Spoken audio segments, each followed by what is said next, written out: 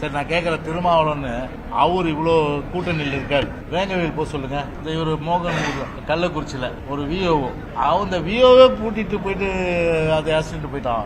இவங்க ஊர்ல முன்னாள் அமைச்சர் ஊர்லயே விஓ பூட்டிட்டு, அதாவது அரசு அதிகாரிகள் பாத்தீங்கன்னா முழுக்க முழுக்க அவங்களுக்கு ஒவ்வொரு அரசியல் பின்னணி இருக்கு. ஏன்னா எனக்கு என்னப்பா டிஎம்கே மினிஸ்டர் தெரியும், டிஎம்கே ஒன்றிய செயலர் தெரியும், டிஎம்கே நகர செயலர் தெரியும், எல்லாருக்கும் எல்லாம் தான் தெரியும். ஆனா தவறு செய்யறது அந்த எண்ணம் வரக்கூடாது.